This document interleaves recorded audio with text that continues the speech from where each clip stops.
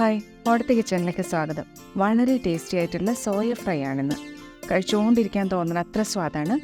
Soya ചങ്ക്സിൻ്റെ സ്മെല്ലിൽ ഒട്ടും വരാണ്ടുള്ള നല്ല masala fry ആണ്. ഇത്രയും വലുപ്പത്തിലുള്ള സോയയാണ് എടുത്തേക്കണേ. ബേബി സോയ കൊണ്ട് ഉണ്ടാക്കണേക്കാളും സ്വാദ് ഇത്ര വലുപ്പത്തിലുള്ള സോയ കൊണ്ട് ഫ്രൈ ഉണ്ടാക്കുമ്പോഴാണ്. ഇത് ഏകദേശം ഒരു 150 ഗ്രാം സോയ ഉണ്ട്. ഇതാദ്യം തിളച്ച വെള്ളത്തിലിട്ടിട്ട് 3-4 തവണ സ്ക്വീസ് ചെയ്ത് വെള്ളം മാറ്റിയിട്ട് വേണം ക്ലീൻ ചെയ്തെടുക്കാൻ. വെള്ളം ചൂടായിട്ടുണ്ട് നല്ലോണം. 1 ടീസ്പൂൺ ഉപ്പിടാം. തിളച്ചു തുടങ്ങി സോയ ചങ്ക്സ് ഇട്ടിട്ട് ഒന്ന് തിളപ്പിക്കാം. ഒന്ന് ഇളക്കാം. സോയ ബോൾസ് ഒന്ന് വേവട്ടെ. തീ കുറച്ചിട്ടുണ്ട്. ഏകദേശം 3 മിനിറ്റായി. തിളച്ച് പൊന്തി കഴിഞ്ഞു. ഇനി സ്റ്റവ് ഓഫ് ചെയ്യാം. ഇനി 5 മിനിറ്റ് ഇങ്ങനെ തന്നെ വെച്ചിട്ട് തണുത്ത വെള്ളത്തിൽ പ്രസ് ചെയ്ത് വെള്ളം കളഞ്ഞെടുക്കണം. ഇപ്പം 5 മിനിറ്റായി. വെള്ളത്തിൽ നിന്ന് കോരി മാറ്റാം.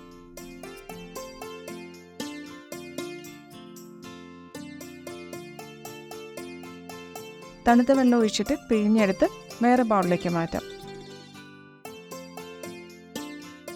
ഇപ്പോഴും ചൂടുണ്ട്. ഇങ്ങനെ വെള്ളം പിഴിയുമ്പോൾ സോയയുടെ ഒരു സ്മെല്ലുണ്ടല്ലോ, ഒരു ചാക്കിൻ്റെ പോലത്തെ മണം, അത് മുഴുവനും പോവും. അപ്പോൾ നല്ല സോഫ്റ്റായിട്ട് വെന്ത് വന്നിട്ടുണ്ട്.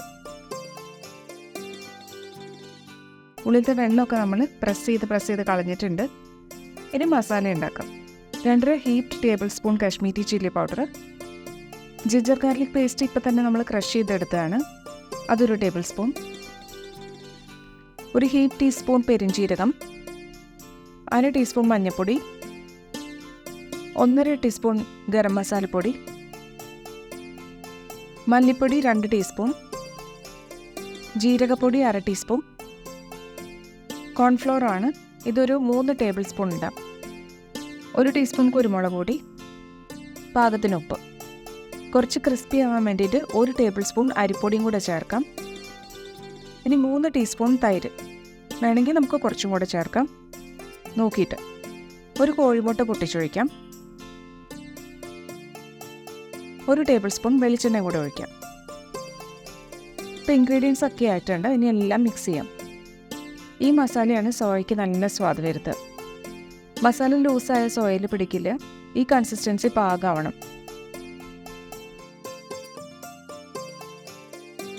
ഇപ്പം ഇത്ര തിക്കായിട്ട് നമ്മൾ മസാല ഉണ്ടാക്കിയിട്ടുണ്ട്. ഇനി മസാലയിലേക്ക് സോയ വേവിച്ചത് ചേർത്തിട്ട് നല്ലോണം മാരിനേറ്റ് ചെയ്യണം. കട്ടിയുള്ള മസാലയാണ്. ഒന്ന് തേച്ച് പിടിപ്പിക്കണം. 1 മിനിറ്റ് ഇങ്ങനെ ചേർത്ത് ഇളക്കണം.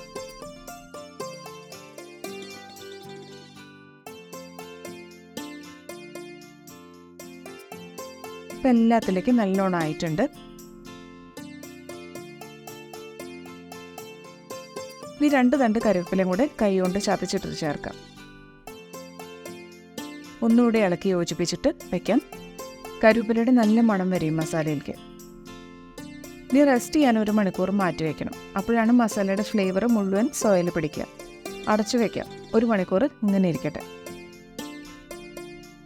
ഇനി വേണ്ടത് എടുത്തു വയ്ക്കാം നമുക്ക്. 5 വെളുത്തുള്ളി നീളത്തിൽ നുറുക്കിയത്, 1 ടേബിൾ സ്പൂൺ ഇഞ്ചി നീളത്തിൽ അരിഞ്ഞത്. ഇഞ്ചിയുടെ ഫ്ലേവർ അധികം ഇഷ്ടമില്ലാത്തവർക്ക് 1 ടീസ്പൂൺ എടുത്താൽ മതി. നമ്മളിപ്പോൾ 1 ടേബിൾ സ്പൂൺ എടുത്തിട്ടുണ്ട്. 3 പച്ചമുളക് കീറിയത്, 2 മീഡിയം സൈസ് സബോള, അതും നീളത്തിൽ അരിഞ്ഞെടുക്കണം. സോയ 1 മണിക്കൂർ നേരം മസാലയിൽ പൊതഞ്ഞിരിക്കുകയാണ്. ഇപ്പോൾ എല്ലാ ഇൻഗ്രീഡിയൻസും നല്ലോണം പിടിച്ചിട്ടുണ്ട്. ഇനി ഫ്രൈ ചെയ്യാം.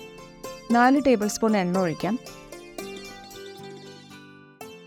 എണ്ണ ചൂടായി സോയ നിരത്തിയിടാം. നോൺ സ്റ്റിക്ക് പാനിൽ വറുക്കാണ് കൂടുതലും നല്ലത്. ഈ എണ്ണയിൽ തന്നെ നമ്മൾ ബാക്കി വേണ്ട വഴറ്റലൊക്കെ ചെയ്യും.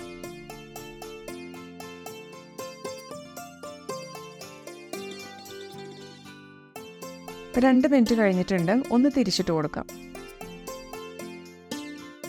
കളർ മാറി ഒരു റെഡിഷ് കളറാവും.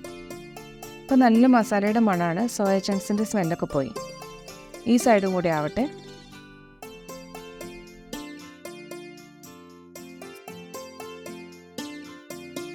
ഒരു സ്ട്രെച്ച് നമ്മൾ 5 മിനിറ്റ് ഫ്രൈ ചെയ്തു. മീഡിയം ഫ്ലെയിമിലാണ്.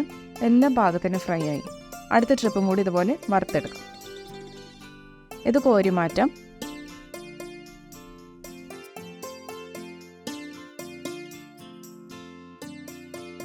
സോയ വറുത്ത് കഴിഞ്ഞു. ഇനി നുറുക്കി വെച്ച് ഇഞ്ചി വഴറ്റാം.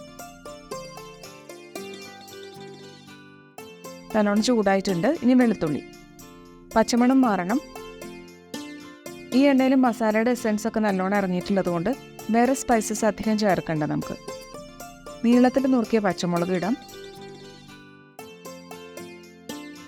ഒരു തണ്ട് കറിവേപ്പില, നുറുക്കി വെച്ച സബോള, ഇതുകൂടി നല്ലോണം വഴറ്റാം. ഒന്ന് റോസ്റ്റായി വരണം.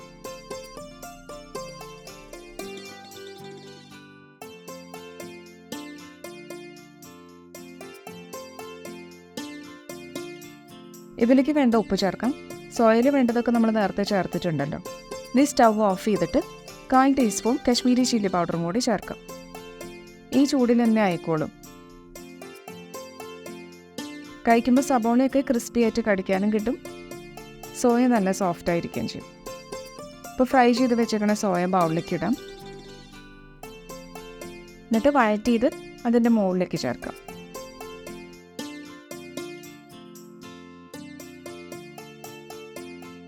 ഇനി എല്ലാം ഒന്ന് ഇളക്കി യോജിപ്പിക്കാം. നല്ല സ്പൈസി ആയിട്ടുള്ള ഡിഷാണ്. വെറുതെ കഴിക്കാനും നല്ലതാണ്. പിന്നെ ബ്രെഡ്, ചപ്പാത്തി, ചോറ് അങ്ങനെ എന്തിൻ്റെ കൂടെ കഴിക്കാൻ ഏറ്റവും പറ്റിയ ഡിഷാണ്. സ്പൈസി ആയിട്ടുള്ള ടേസ്റ്റ് ഇഷ്ടമുള്ളവർക്കൊക്കെ നല്ലോണം ഇഷ്ടമാണ് ഡിഷാണിത്. ഉണ്ടാക്കി നോക്കുക. ഇഷ്ടമായ അടുത്ത കിച്ചൺ ലൈക്കും ഷെയറും ചെയ്യാം. വേറൊരു വിഭവമായിട്ട് വീണ്ടും കാണാം. Thank you.